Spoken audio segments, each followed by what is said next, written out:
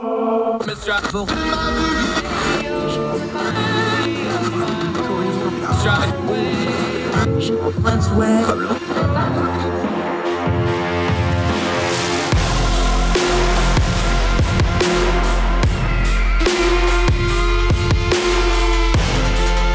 host, Andrew Donaldson. This is Heard Tell. Welcome back to Heard Tell. Okay, one of my favorite people just to talk to in general, but he's also great on a lot of really intricate things because he thinks things through. Good friend Dennis Saunders back on the program. He's a writer, he's a commentator, he does other things. For the purposes of this conversation, though, he lives in Minnesota. He pastors in St. Paul. He knows all kinds of things about up there. But he was made in Flint, Michigan. He's what my Aunt June would have called a real nice young man from a good union family. So we're going to talk some Rust Belt politics with him. How are you, sir? Great to see you again. I'm doing okay. Good to talk to you. It has been a while. We've talked about this before in the aggregate, but just to focus on it, you grew up in Michigan. You were at a UAW household, auto workers, union home, that kind of an environment growing up. And now you're of the age where you've seen that change, the Rust Belt. We know electorally, Michigan, Wisconsin, Pennsylvania, Ohio is not really a battleground anymore. It's gone pretty red, but there's parts of it that still fit into this. You've seen it change. You've seen it go, and you've wrote about this extensively. You've seen it go from automaking and Sears to Amazon and a service-based economy that's had to recover from, let's just call it what it is, some industrial blight, really, if you want to put it that way. When you hear the term Rust Belt politics or upper Midwest politics or swing state politics, we're going to hear that nonstop from now till November. What does it mean for you? Because that is you. That is your background. That's what you grew up. That's what you live now. How's it hit you? Well, I think the way that it hits me is that it's about people who kind of have it rough going. They live in communities that may have once had a thriving industry, whether it's autos or some type of usually manufacturing, that's not the case anymore. And as you said, they are now, it's more of a service economy, and they're trying to do what they can to get by.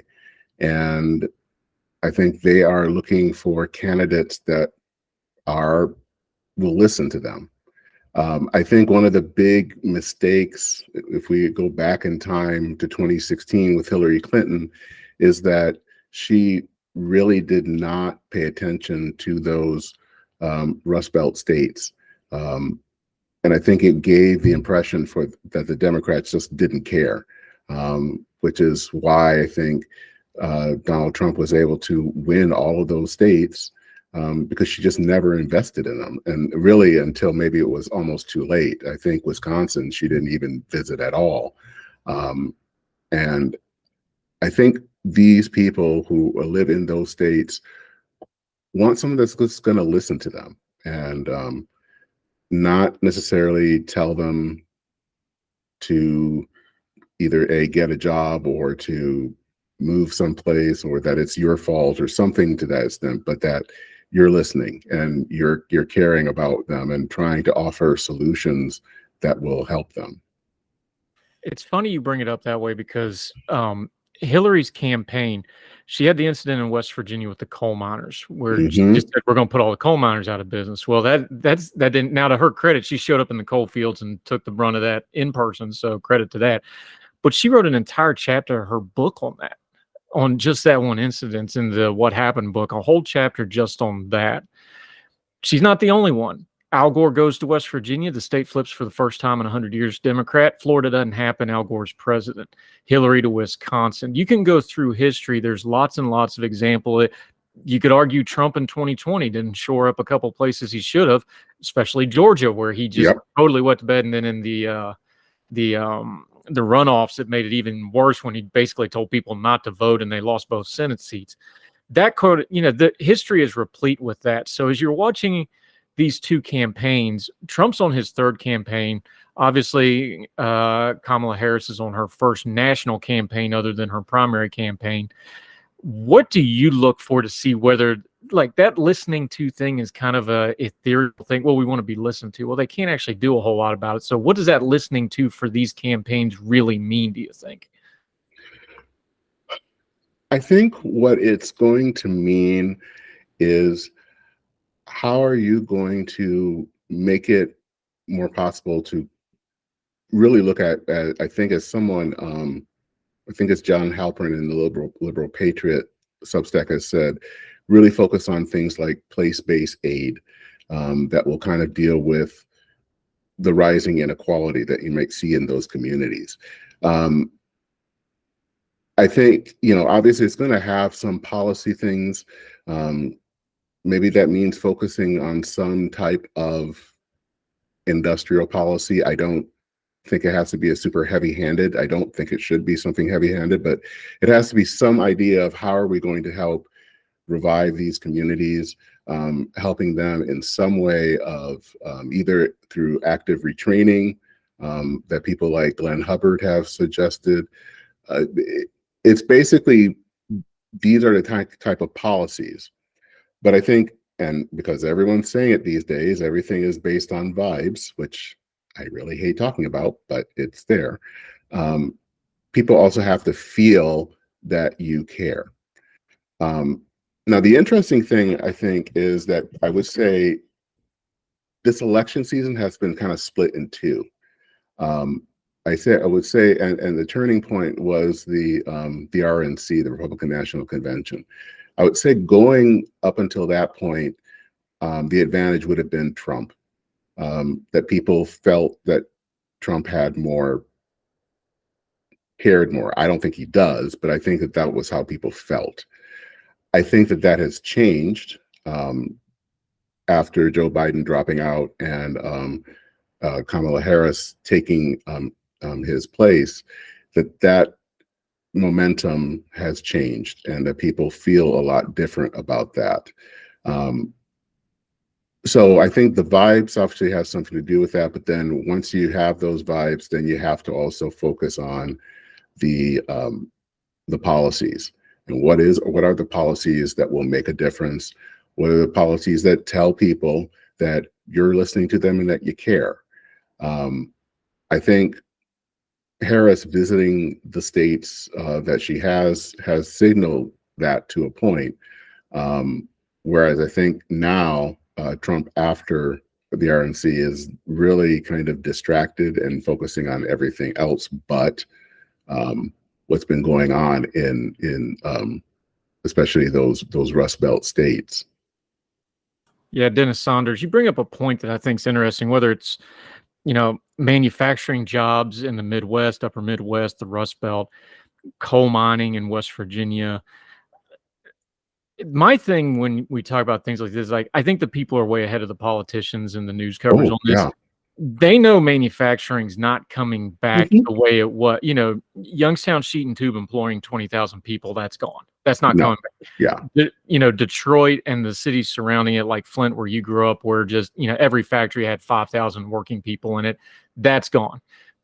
Steel mills are not open hearth anymore. They're mostly people sitting in front of computers managing the machines, right? They're pristine. The manufacturing rhetorics from politicians. Biden's really guilty of this, but he's from the last generation, so I don't even blame him because he's saying what he's been saying for 50 years.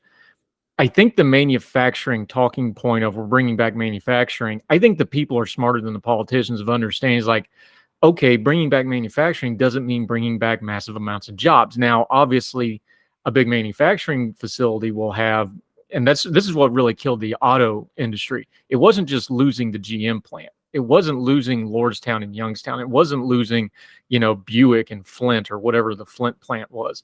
It was all the suppliers that go into that plant. It was all the restaurants. It was all that. It's the whole ecosystem of manufacturing is gone, and you can't replicate that.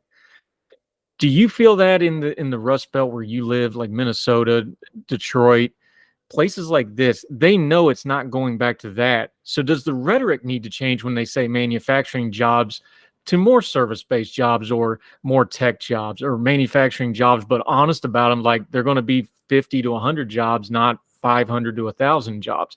That rhetoric needs to change. I think the people are ready for it to change. I don't think the politicians are ready for it to change.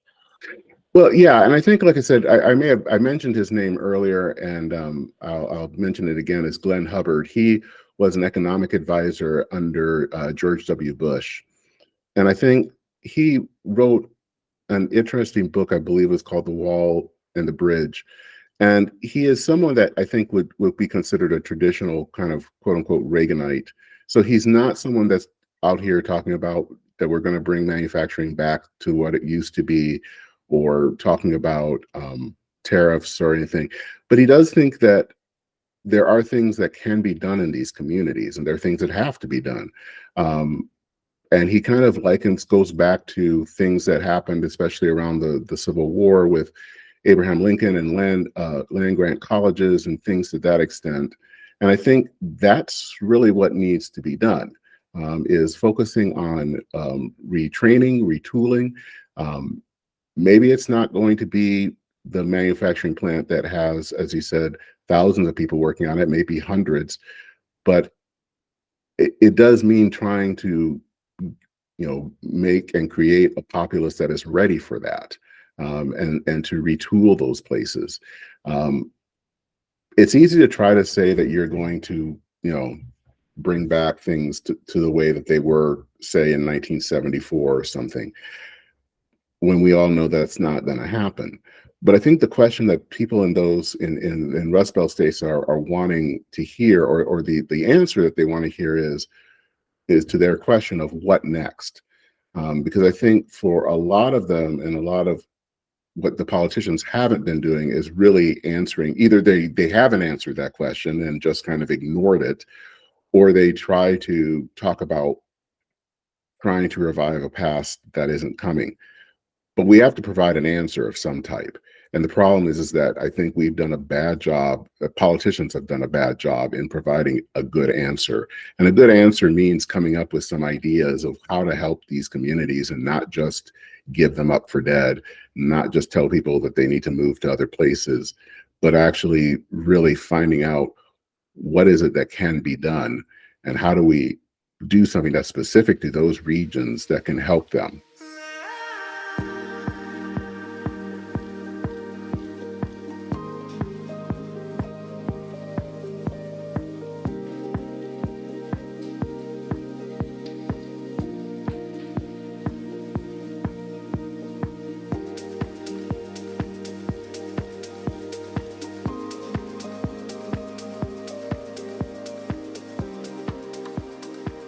Yeah, Dennis Saunders joining us. You just mentioned Reaganite economics. We cover economics on this program a lot because, one is, I'm not an expert on it, but I understand it. It has a duplicative effect on everything else in politics and culture. So I bring on economists all the time, mutual friends of ours. One of the things with economics I've noticed in talking about it and feedback from doing the programs and my writing and just talking to the economists off air, just the conversation, because I'm asking questions because I don't know. I want to learn. We talked about manufacturing rhetoric being, I think our economic rhetoric's off a little bit too, because we're, conservative no longer means small government. Trump is a big government. I don't think he's a conservative at all, but whatever conservatism that supports him, they spend a lot of government money. They spend a lot of government money. Big government spending is in even across, the board, except for some very few holdouts like me who still worry about things like national debt. The thing about that is, if you're going to spend government money, prevention is always cheaper than cures. Mm-hmm. And I think places like the Rust Belt, places like Appalachia, places like parts out west where they're having, real changes because of things like the water crises and migration and people flooding into the Sun Belt, those are all political issues with policy problems underneath them, but they're all economic problems. And I think the economic conversation hasn't caught up to it. And what I mean by that is, whether it's the Rust Belt, Appalachian, the Sun Belt exploding while the Northeast, bleeds people, this sort of stuff. When we talk about economic rhetoric, we don't talk enough about, hey, this is the Rust Belt, but there are places that have done investment. Pittsburgh is becoming a tech hub. Yep. The Lehigh Valley, which, that's Bethlehem Steel, the carcass of the plant is still there, and they do a lot of concerts in front of it now. It's becoming a tech hub. There's places all throughout, places in Minnesota have become, very popular for people that are doing remote work, things like this, because they want the outdoor lifestyle. This is part of the economy we don't talk about. This is part of that rhetoric that hasn't caught up of there's these individual places that you can talk about where they're having success, but it does cost money, government money and private investment money. So I think even the term Rust Belt anymore, we just start losing that, hey, economically, you got to spend money to make money. And that includes government investment. And you lose these little points of light because it's like, well, the Rust Belt, it's all dying. Well, no, it's not all dying. Downtown Cleveland's having a renaissance right now. You know, parts of Detroit have really started to turn the corner in the last 5 to 10 years, whereas 15 years ago when I flew in there and you look down, there's just big splotches of green where everything's just disappeared, right? How do we change that conversation from somebody, you know, this is who you are, this is where you're from. How do you talk about that in a productive way of like, yes, this part of look, this is an age-old argument. This part of town's bad, this part of town's good. How do we even that up a little bit? But now we're talking about it regionally. We're talking about it demographically. How do we talk about that better? Part of it is we have to really start telling those stories, and I think that they are green shoots. They're not going to be some type of massive turnaround that brought everything back to, you know, I think you talked a little bit about the Lehigh Valley and Youngstown, and I think I remember the story about in 1977 about the closure of the steel mills in that area and how that basically cascaded everything downward. You're not going to go back to pre-1977, and I think sometimes politicians, but even I think the general public, want some kind of massive story where everything is back to what it was. But there are changes happening. But I think we just need to try to tell those stories more.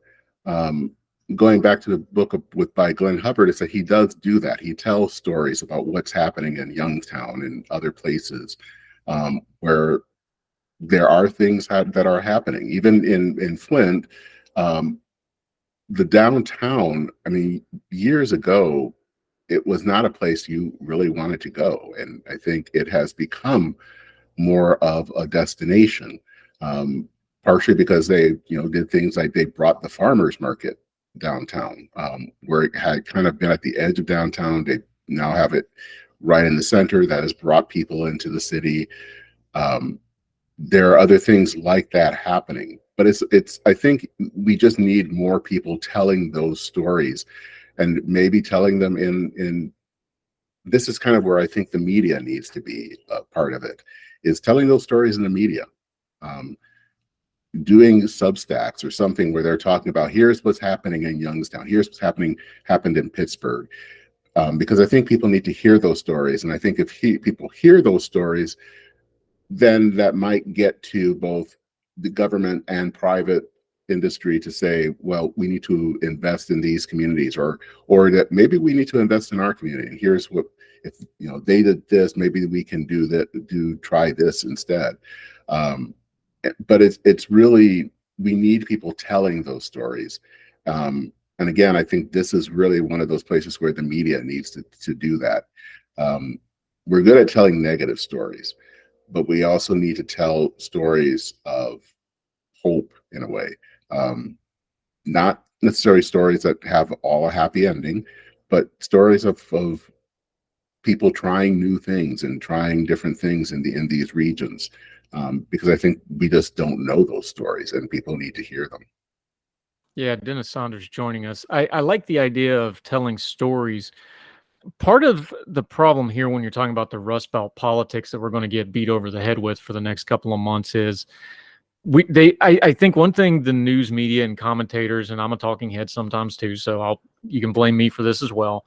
We don't do a real good job when we're doing electoral analysis of explaining that, okay, the poll numbers are one thing. Everybody's like, well, the polls are off, the polls are this and that.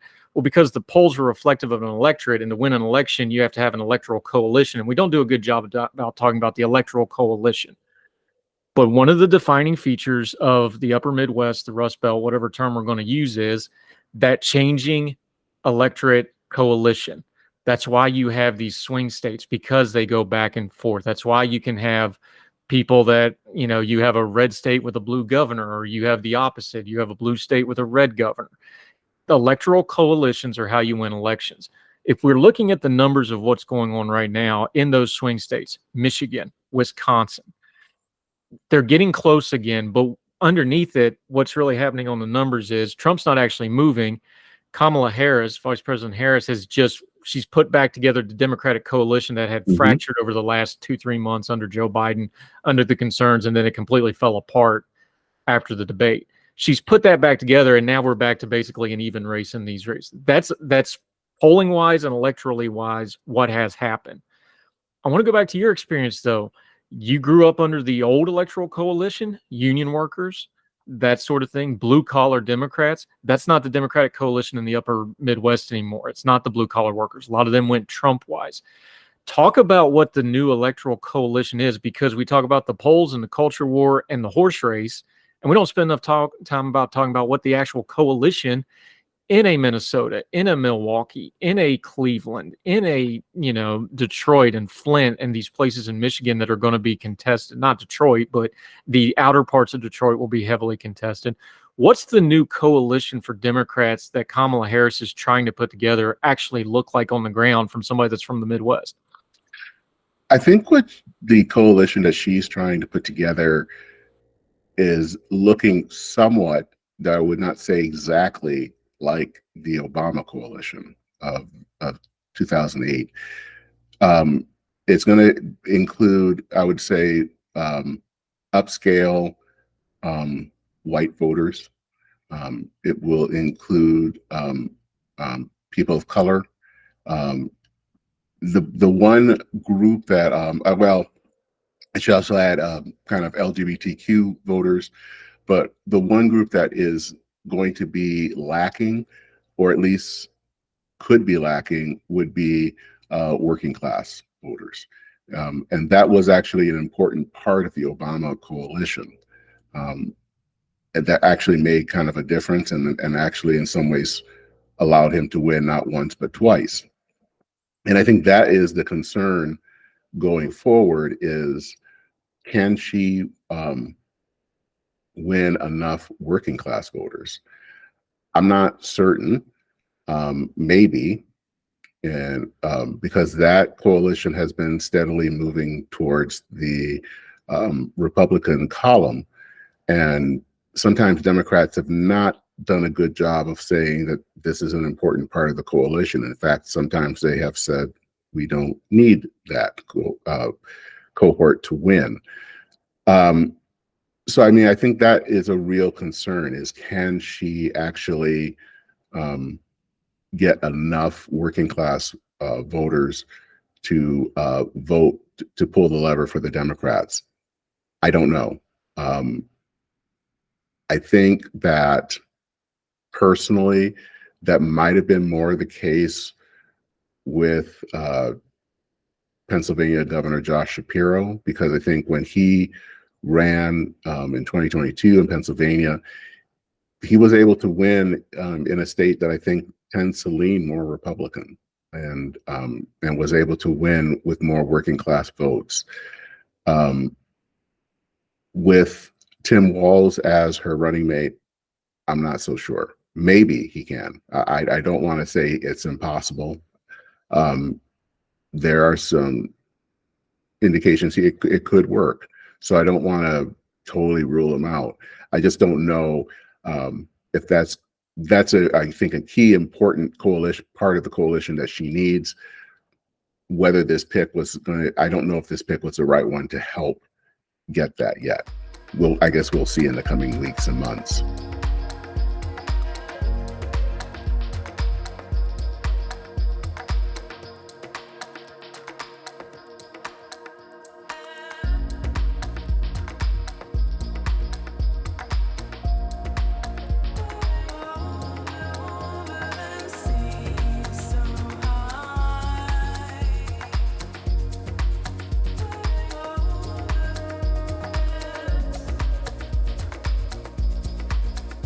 Yeah, we'll get to Tim Walz in just a second. Dennis Saunders joining us. Part of that coalition, though, is circumstance dependent. You just brought it up with Barack Obama. He might have beaten John McCain anyway. He was probably leading in that race, but then the economic crisis of 2008 hit right in the fall of that, to the point that McCain made a big show of going back to the Senate to work on that and not campaigning for a few weeks, which, hindsight's 2020, probably not a great idea. when you have what we now understand to be a generational kind of movement going on. Obama may have won it anyway, but that was a factor. It was undoubtedly a factor. The economy is going to be a factor in this race. Right now, it's trending, despite that little panic a week or so ago that was mostly online panic and people needed to calm down a little bit. There's some good economic indicators. If the economy gets better, that's one of those things that drives working class voters. We already talked about a vibe election. You know, I hate the term vibe, but it does explain it better than anything else we got. So until somebody comes up with a better term, let's use it. If the economic news is good, working class voters' economic news will greatly affect how they swing, especially people that maybe, you know, the hold their nose and vote for Trump crowd.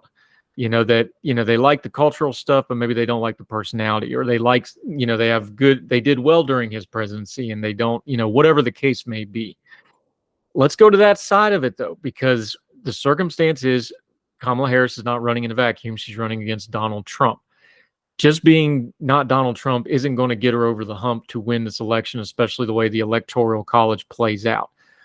What is Trump's message, and is it hitting? Because I think the key to Trump is really going to be, does the cultural stuff and because he's not a policy heavy president. Sorry, he's not. He's a vibe president.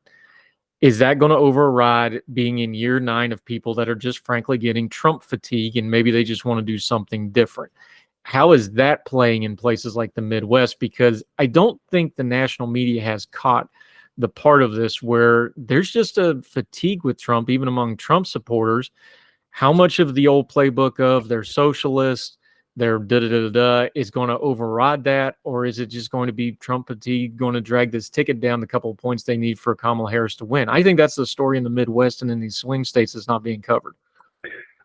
I think it is too. I think, you know, this is year 9 of Trump and all the chaos, all the drama. And I think people are tired. And I think one of the things I think was interesting during when Biden was still in the race, I think everyone was talking about, and even I was talking about, how kind of disciplined Trump was. And maybe that's true, but I'm beginning to wonder if partially what that was is that everyone was focused on Biden and his issues and not focused on Trump and his issues. And now that Biden has been kind of taken away, now everyone can kind of see what Trump is doing. And people are just kind of, it's like, well, it's the same old, and they're just kind of tired of it and tired of every kind of weirdness story that comes out. And I know I used the word weird, but all of that kind of thing of just over and over and over again of hearing kind of these things that are not true, and talking about trash talking about the other candidate, and worried about things about the size of the crowds and all of that. People I think are kind of getting tired of that. And one of the things that may doom Trump is not necessarily fears about the end of democracy or things like that, but just people are tired. And he is a kind of a candidate that just, he drained so much energy from us that people just don't want to hear it anymore, and are kind of, they're over it. Yeah, I wonder too, you brought it up. I don't even know how to really quantify this into a nice tight little soundbite, but there's something with Trump. The Trump supporter, let me put it in a football term, because we're football guys. You're a good Midwestern person. You like your football. In football terms, you talk about a quarterback being comfortable. Well, anybody can play quarterback when they're comfortable. When they're getting sacked every other play, then you find out whether they're any good or not, because they're under stress, right? I think what's happened with Trump in the last couple of weeks is he was very comfortable. They had their groove. They were clearly winning. He knew how to attack Biden because he'd been doing it for basically 5 years straight now. He was comfortable. He was hitting all his marks. He could appear to be, by his standards, I know it's a sliding scale, by his standards, was very disciplined during the debate. If he would have attacked Biden hard and heavy when Biden was flailing, that probably would have played a little different, but he was smart enough to just stay out of the way, didn't really attack Biden, just let Biden stand on his own, and we have what we have. He was very comfortable. He's uncomfortable right now. The campaign's uncomfortable. The reporting from the aides are like, we're telling him to do one thing. He's, we're back to grievous mongering nonsense. I see a candidate that is uncomfortable. And instead of going to the comfort zone of his base and doing that, I see him flailing a little bit, like he doesn't exactly know how to attack this new thing. I don't know if it's because they were just in a groove and they didn't want to change midstream or whatever the case is. Does that metaphor work a little bit? Like, I think he's just uncomfortable right now and hasn't settled back in. I still think the Kamala Harris campaign needs to play like they're behind right now, because I think they're still behind. I think Trump's still the favorite to win this thing. But the pathway for her to win is much better than Biden's. And I think scares too much of a term, but it's made Trump very uncomfortable. It's thrown him off his game, and he hasn't really dialed in how to react to it. Is that a fair way to put it, you think? I think so. He didn't prepare. He didn't prepare for the possibility that the Democrats actually might get their act together and force Biden out. He was confident that they wouldn't do that. And that's really, I think planned his whole campaign on the fact that that Biden wouldn't leave, and that he would just have to be able to kind of coast to a second term. And so he never planned that things would change. And now I think someone has said somewhere he's in a phase where he's trying to throw spaghetti at a wall to see what sticks. He just doesn't know how to handle this at all, because he just doesn't, again, he just didn't prepare for this to happen, which is not surprising because he doesn't seem to be the type of person that plans on stuff. He just kind of goes with his gut. But he had banked on having Biden as his adversary, and he ended up not having that, and so he doesn't know how to deal with Harris at all. I think he's going to fall into something too. Is in his mind, I think he's going to try to run back 2016 when he beat Hillary Clinton, because obviously, female candidate, all that stuff. He's not the candidate from 2016, and Kamala Harris has some real electoral weaknesses.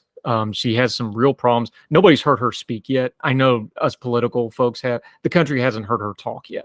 And I've always said, I said with the Bloomberg thing, just wait till everybody hears him talk. This is going to end really, really fast. We'll see when she gets to the DNC. I think you wait about 2 weeks after the DNC, we'll know where this race is. I think there's a danger where he just thinks he's going to run back against Hillary, who, we're talking about Trump fatigue. There was Clinton fatigue that hurt Hillary. It wasn't just the woman thing, although I'm sure there was some people that just weren't going to vote for a woman no matter what. I'm sure there was a little bit of that. Really, it was she's not very popular, and people had seen her on TV for 15 years straight. That's what really hurt Hillary, and Trump was like, well, what the hell, let's try this new thing. Trump's actually in the Hillary spot, but he's going to think that Harris is in the Hillary spot in this. I think there's a real danger that he gets in his mind stuck that this is 2016 and he tries to come off too hard and heavy, and it could hurt him, and he could blow this election that he should be winning right now. Yeah, and he's already doing it. I mean, that was that whole thing with the National Association of Black Journalists when he did that whole not knowing or that Kamala was black. I mean, he's coming in already kind of hot and heavy, and he just needs a few more of those type of situations where I just don't think are going to work this time, and will come back to haunt him. If he tries to do the stalking the state, I talked to somebody about this, and they were like, if you try to do the stalk around the stage thing he did to Hillary, which was super effective, that was one of the most effective optics of that entire election. A lot of people didn't like it, but it worked. Where he just basically followed her around during that town hall. That was the one where she said, I'd put you in jail and all that. But Hillary's really unpopular, so you get away with that.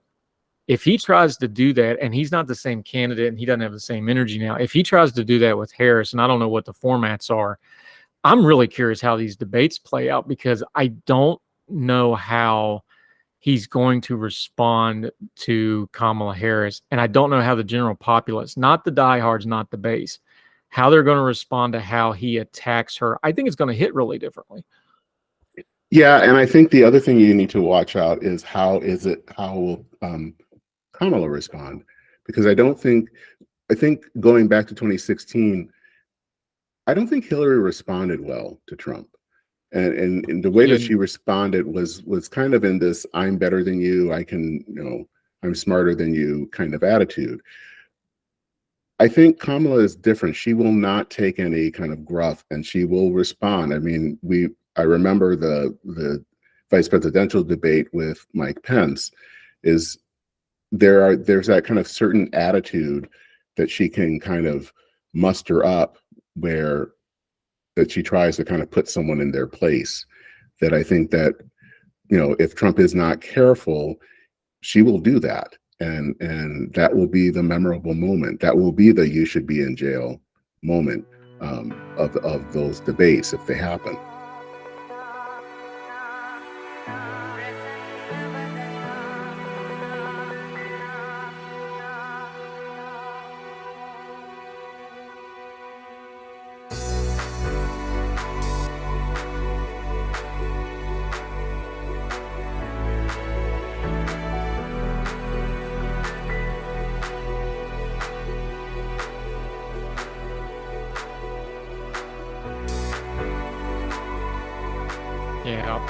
Dennis Saunders.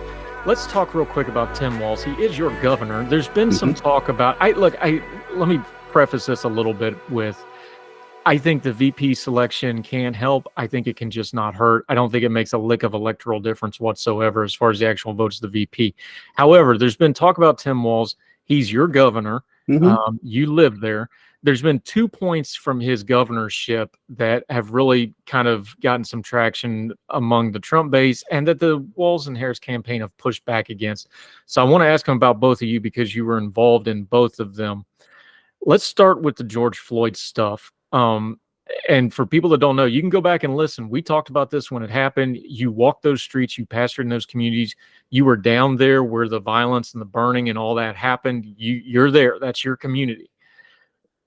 I don't remember when we had that. I don't think we mentioned Tim Walz one time on the 2 or 3 different podcasts we did, and on the various. I don't think we ever mentioned him one time at the time. I don't remember him being on any of the national coverage. I remember talking about the mayors of Minneapolis and St. Paul. I remember talking about the prosecutors, various officials, some of the Congress people that were involved. I don't remember even talking about Tim Walz. Is that revisionist history, or was his performance during the George Floyd situation and the ensuing riots and all of that whole thing taken together? Now people want to kind of hang that on him. I don't remember talking about him at all during the time. You were actually there. What was his performance thought of at the time? What is it thought of now? Just kind of clarify that as somebody that was on the ground at that time and still there now. It was kind of interesting because you didn't really, going back to that time, hear about him that much. I mean, he did make, some statements, so it wasn't that he wasn't there. But you didn't hear, you heard, as I think you're correct in saying, you heard more from Jacob Frey, the mayor, from, kind of the attorney general, Keith Ellison, and some other people, but he wasn't as prominent. And I don't know if that was on purpose or what happened there, but you just didn't hear about him as much. I think some of the criticism about him, you could say and that he may have dallied a bit in sending out the National Guard. But I also think this was a situation that was rather challenging. I mean, I think having those type of things like a riot or disturbances like that are not easy for any type of political leader to handle. I mean, you can't just come in guns blazing and trying to restore order. It's just hard. And I think that that's going to be the case no matter what party the leader is in. This is just a hard situation. So I think that there can be some things on how he handled it and whether he handled the crisis well. But I also think, one, I don't think it's going to land as well because of the difficulty of the situation. But two, some of the people who are making those accusations are people who may not either rarely go into cities or are interested in cities anyway. So it's hard to say that you are upset about the situation when you don't have really any kind of buy-in at all anyway. So I think it's a problem, and I think he has to answer it well, but I also don't think it's something that will sink him either. The other one is the COVID response. Every governor, every mayor, everybody had to deal with. Look, COVID is one of the few things we've seen in all human history where the entire planet was dealing with it at the same time. Some people dealt with it well, some people didn't deal with it well. Changing information, all that, all the disclaimers on that. You were there, you were on the ground. What do you make now of the criticism of Tim Walz's? Because it seems like with the COVID stuff and with the George Floyd and the riot stuff, the Black Lives Matter riot, although it wasn't just that organization, it was other people involved. It seems like we're just taking talking points and applying it to him because that stuff all tracks really good virally, in the right-wing cinematic universe. How much of it's fair? How much of it's not fair? What do you think of Tim Walz's governor's performance during COVID? I think early on I wasn't that bothered by it. I thought he did the best that he could. It's funny, everyone is now talking about the quote unquote snitch line that was out there. And the funny thing is, I don't remember that at all. I'm not saying that it didn't happen. I just don't remember it. So it's just kind of interesting. And I think, again, there are things that could be handled better. I think there were a lot of officials that, kept schools closed probably too long. But this was also something, again, that was a once in a century event. I think some people kind of maybe went overboard. Some people hit it just right, but I think it's hard to try to figure out how to handle such a situation of a virus that you don't know how it's going to respond and how it's going to act. And so I think for the most part, he did the best that one could in the situation. But it is interesting because now I've heard some things about problems with nursing homes, and that was similar to New York, which I never really heard that before. Could nursing homes have been handled better? Probably, but I didn't hear anything back then that was similar to how Cuomo handled New York and nursing homes. So some of that I do think is kind of borrowing things that we've heard before and then trying to put it into Walz and say, oh, well, it's just like this. But I don't think that I haven't heard of some of those things before. So it's always, and I don't, that's not to say that I think people are lying, but it's just interesting that we're bringing up stuff that maybe have been barely mentioned a few years earlier. Yeah, Dennis Sanders joining us. The other thing that's come out with him is his military service. I've got my own thoughts on it. I've done a lot of research on my own through various channels to find out what's fair criticism and what's not. Fair is a bad word. Chief Conley always told me. He said that's where you go to ride the rides and what you give the bus driver to go places. I'm not interested in fair. I'm not in the fair business. However, just electorally, when he ran for office, he came from a rural district that a Democrat doesn't always win in. So we have that background. Minnesota's statewide is pretty solidly Democratic, but it's not like, it's not a deep blue state. It's competitive. It's usually within, 3 to 5 points, something like that. So he has a track record of running as a moderate and then governs a little more progressively than what he runs as. I think that's a fair way to put it, both his congressional record and his record as governor. Do you remember him running on his military service? Do you remember him talking about it a lot? Because right now the clips are all like, well, this is the only thing he ever talked about in the last 10 years. I know that's not the case. How is it playing there in Minnesota, though, that criticism? Do you remember him bringing it up a lot? Was it a key part of what he was running as? And you may have to get into a little bit because the Democratic Party in Minnesota is a little bit different with the DLF and all that. Do you remember it being an issue, and how is this current criticism playing there in Minnesota? I haven't noticed as much to see how much it is playing right now, but I do remember when he ran for governor in 2018, I didn't hear much about his military record. And, when he ran for Congress in 2016, or I'm sorry, in 2006, what I heard more about was the fact of him being a teacher. And in fact, that's what I heard again when he ran for governor. That's what I heard that came up front. It was not anything about his service record, except that he served, that he was in the military. But I didn't hear anything more than that. And I haven't followed the whole thing as deeply as other people have, but it seems like a lot of it is more semantics than anything else. It's not like it's not as people have gone as far as saying stolen valor. I don't think it is.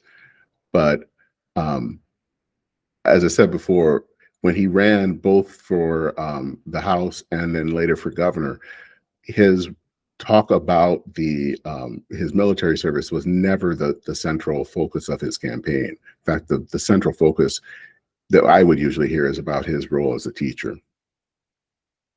Yeah, semantics is a word. There's military nomenclature that hits military people and veterans differently than it hits the general public.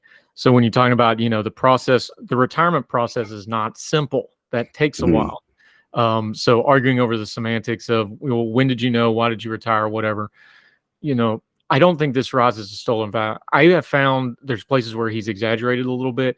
There's a way to talk about things where you say, I deployed, where it hints at more than what you did without you saying it. And there's a language to military service. It's its own language. So people pick up on things like that. So there's some exaggeration. Yeah. I found most of what he has said, like somebody else said something and then he didn't correct them. Well, if you're at a podium or you're on a dais or you're being introduced or something, yeah, should you correct it? Probably. Is that like, correcting when you're a guest in somebody's house and, well, that's not the time to bring that up. I can see that one going both ways. The retirement thing, I'm having a hard time cracking a guy after 24 years when he'd already planned for about a year and a half. Did he know about the deployment? Probably. In the job he had, he probably knew it was coming. He probably didn't know exactly when it was coming. He had clearly planned on getting out. So that one doesn't bother me all that much. And that's coming from somebody who I deployed in 2005, I deployed in 2007 to Iraq, and my enlistment was up in 2006, and I re-enlisted a lot because I just couldn't live with it. I'm like, all right, everybody's going in 2007. I'm not stepping off in August of 2006. We're going. But that was me. That was my personal decision. So that's my background on that one. The retirement thing doesn't bother me that much. Some of the stuff he said, they're conflating because he did go to Afghanistan as a member of Congress on fact-finding stuff. So some of these clips you got to parse through. So my thing is, if you want to judge on the exaggeration and the embellishment, I think there's a there, but I don't think it's a hanging offense for somebody that did 24 years. That's just how it hits me. Now, other people have taken much more offense to it, and that's fine. I understand where they're coming from. On principle, I don't disagree on them.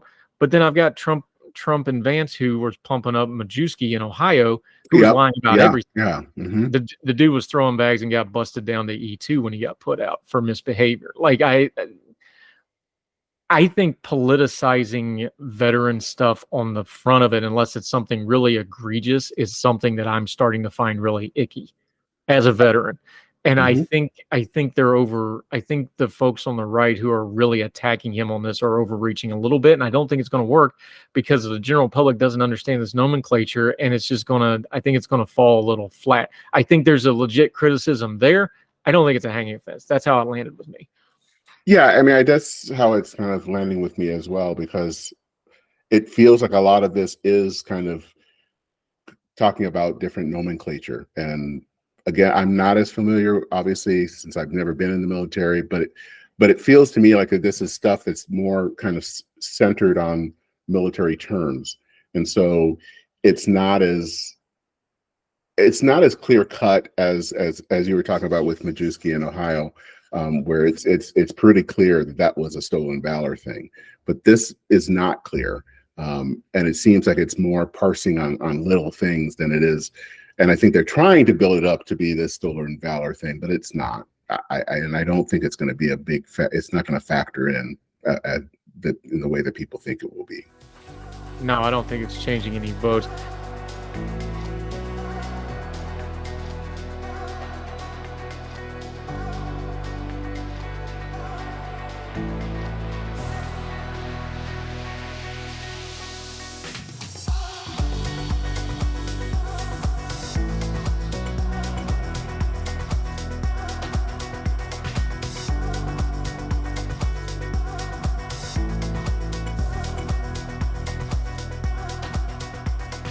Having said all that, as a constituency, fair and unfair.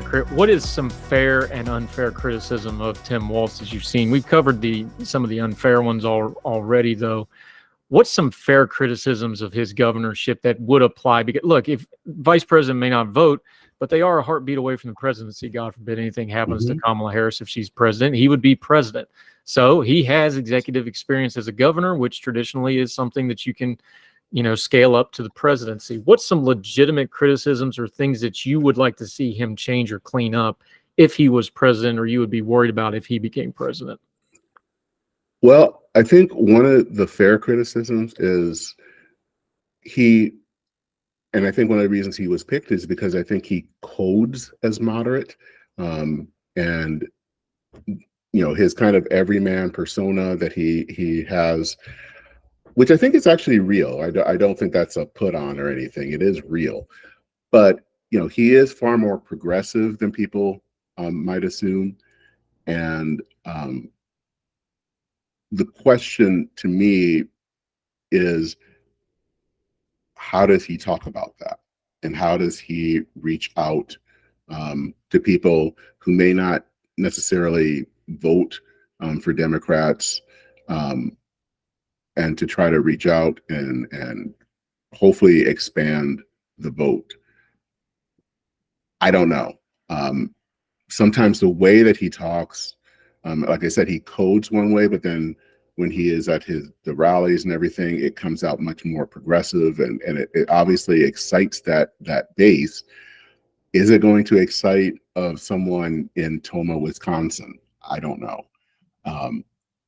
I think the criticism is, how does he talk to those people, and how does he talk in a way that he listens to them and understands them? It doesn't necessarily mean he has to agree with them, but how does he engage those voters? How does he engage the person in Warren, Michigan, who, the original kind of Reagan Democrats, they voted mostly for Trump in the last few years.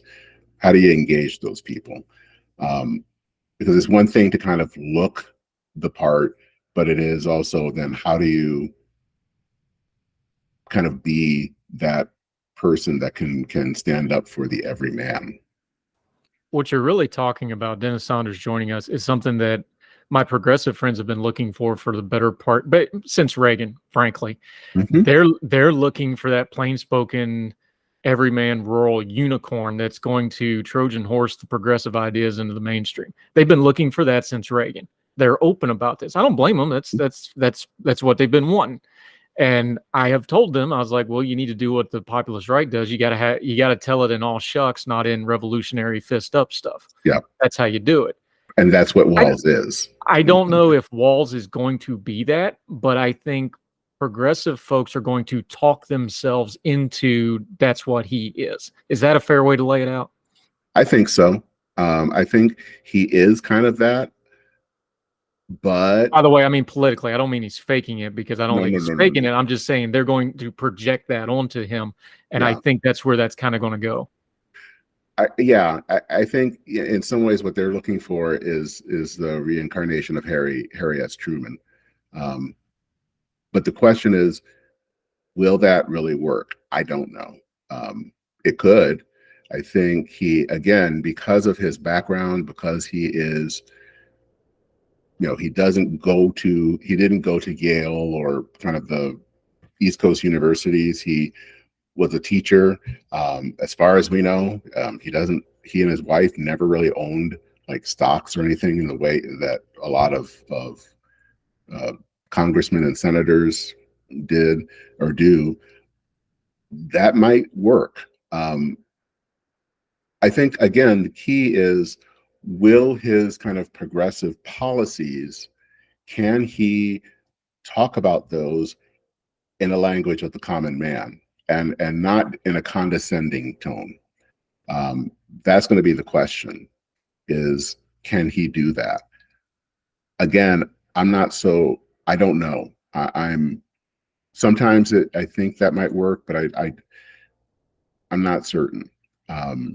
Because I think the problem sometimes with progressives is that they are good at kind of what they believe, but then the way that they present it is in a way that talks down to other people and puts people off.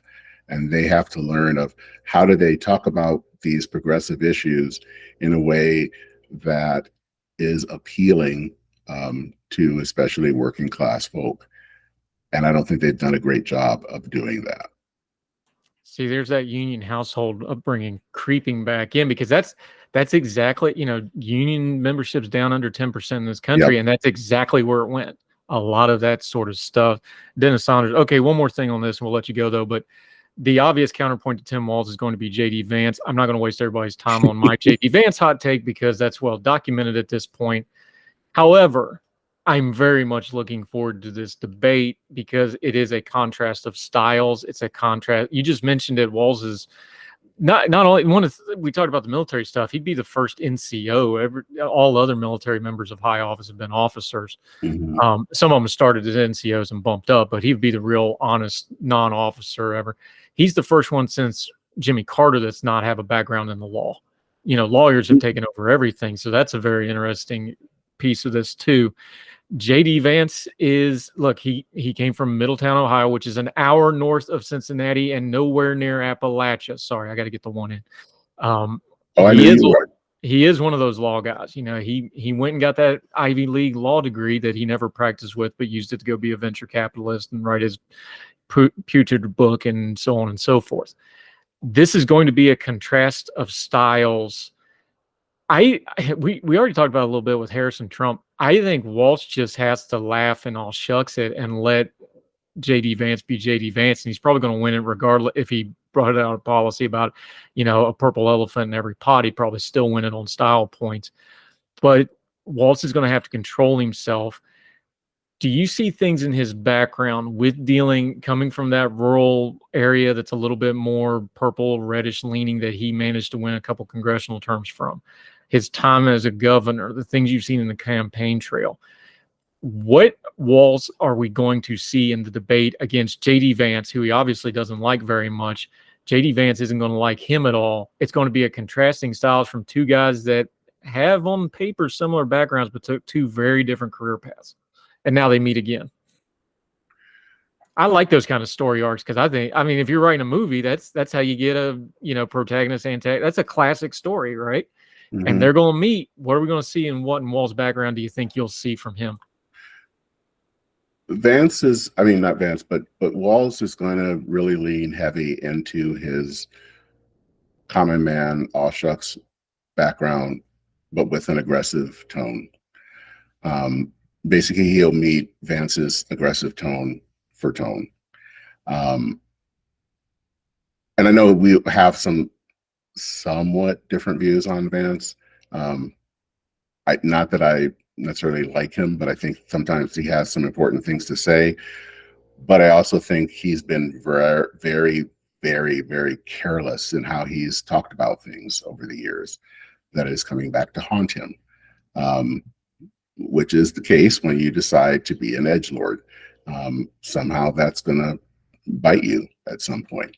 And I think what Walz is going to do is bring that up. I mean, he's going to do it in a kind of all shucks way, but he will bring the knife to Vance. And I think what he is going to do is highlight the differences. He will highlight the fact that, of course, he does have a common man background, and that Vance went to Yale, that Vance was a venture capitalist, whereas he was a teacher. So it's going to be a very aggressive, if that debate happens, it's going to be a very aggressive debate. And I think, personally, Walz will probably be the one that can come out on top. Vance has, I think, a lot of talent, but I think it's still very raw. It's still very early. And I think, he probably could have been a good vice presidential candidate 4 or 8 years from now. Right now, he's too raw, and I think he's not ready. And he still has a whole lot of growing up to do. And I think that debate is going to be one where I think the advantage will go to Walz. And like I said, it's going to be a knockdown, drag-down fight.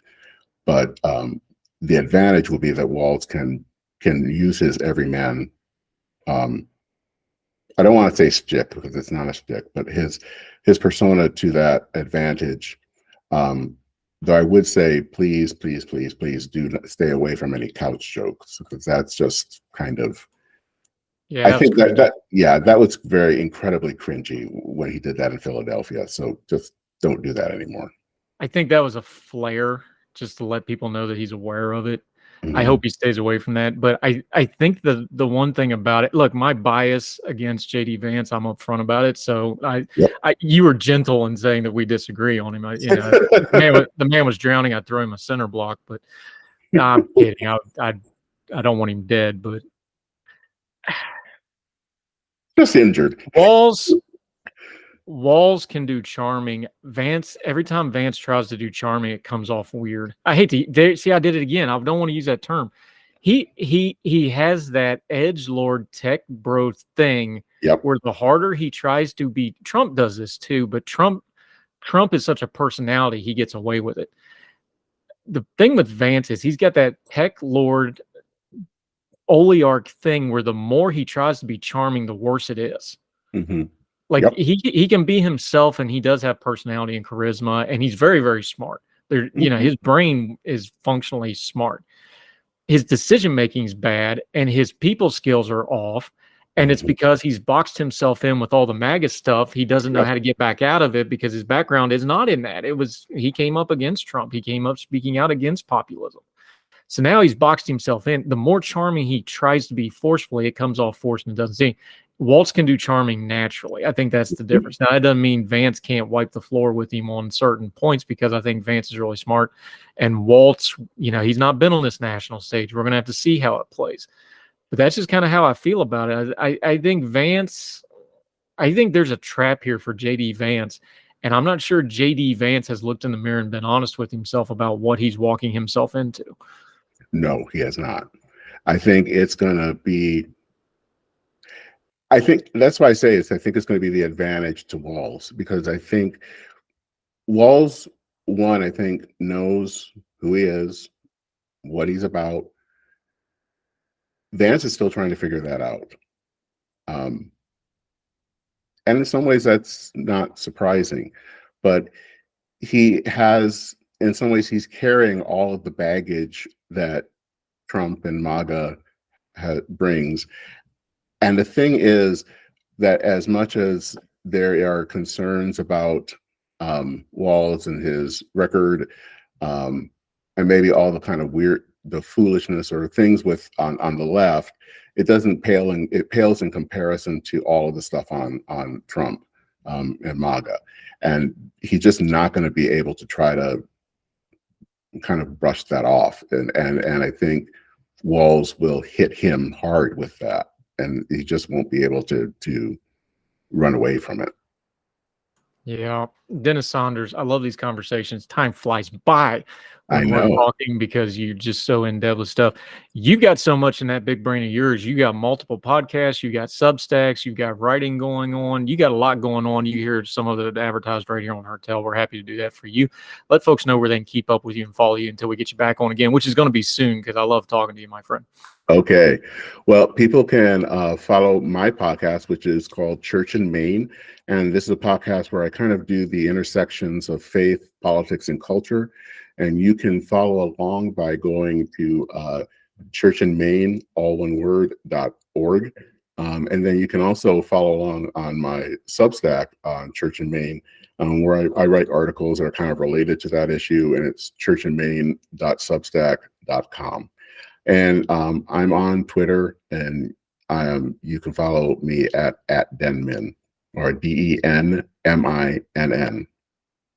That's Dennis in Minnesota, for those of you from Logan that didn't catch the abbreviation. We love Logan. I'm just kidding. That's a long-running joke between my dad and his best friend for years and years. So we love you, Logan, but we're going to always make fun of you because we kid those that we love. Dennis Saunders, we're going to do this again soon. We're going to get into this Christian nationalism mess, which is bad for the country and deadly for the church at some point. You do good work, sir. Appreciate you. Thank you for the time. Well, thank you. It's great to be back. See you soon. Yes, thank you. All the music on Heard Tell is provided under a Creative Content license from monstercat.com. Somos la máquina.